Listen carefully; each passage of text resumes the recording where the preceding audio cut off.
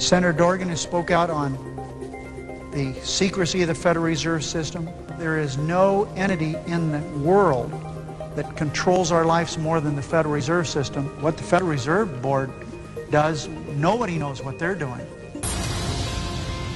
We have a privately owned central bank system disguised as a government-owned system. There is no other agency of government which can overrule actions that we take. There is no other agency of government which can overrule actions that we take. $500 billion and you don't know who got the money? The loans go to the central banks. Who actually made that decision to hand out $1 trillion that way? $500 billion. Who made that decision? The Federal Open Market Committee. All right. Well, the Constitution says no money shall be drawn from the Treasury but in consequence of appropriations made by law. This money is not drawn from the Treasury. Is it safe to say that nobody in 1913 contemplated that your small little group of people would decide to hand out $500 billion to foreigners? This particular authority has been used numerous times over the years. The authority that Mr. Bernanke is referring to is the Federal Reserve Act of 1913. Congressman Charles Lindbergh said the following: "This act establishes the most gigantic trust on earth. When the President signs this bill, the invisible government by the monetary power will be legalized. The people may not know it immediately, but the day of reckoning is only a few years removed. The worst legislative crime of the ages is perpetrated by this banking bill." After signing the Federal Reserve Act of 1913, President Woodrow Wilson said, "I have unwittingly ruined my country."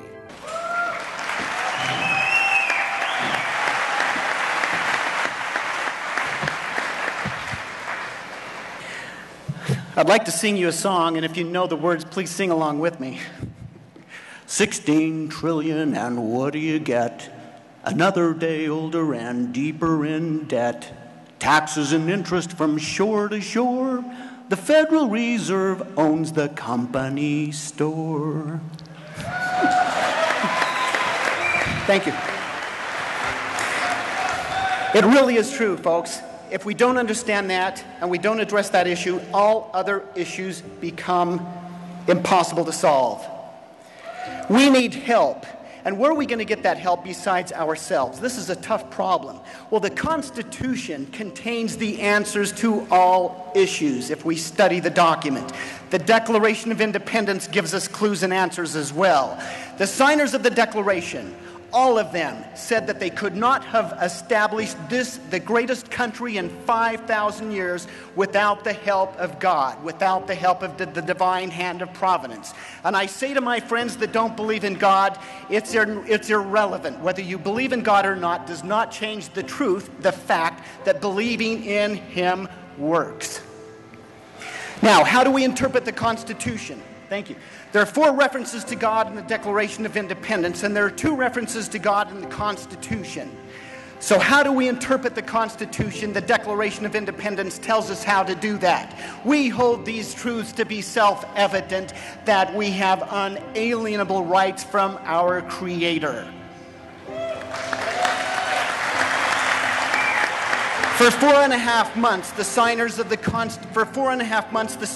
Constitution deliberated and debated and fought over every word within the document and its connected definitions. And they still all signed on to Article 7. Article 7 tells us who the God of the Declaration of Independence is, and who the God of the Constitution is, and who the God of this country is. Those 2 words are there in Article 7 telling us who it is. Our Lord. The 9th Amendment is the voice of God, in my opinion, telling us how to interpret the document. The enumeration in the Constitution of certain rights shall not be construed to deny or disparage others retained by the people. No construing the document in favor of federal government at the expense of the unalienable rights of the people. That is the voice of God.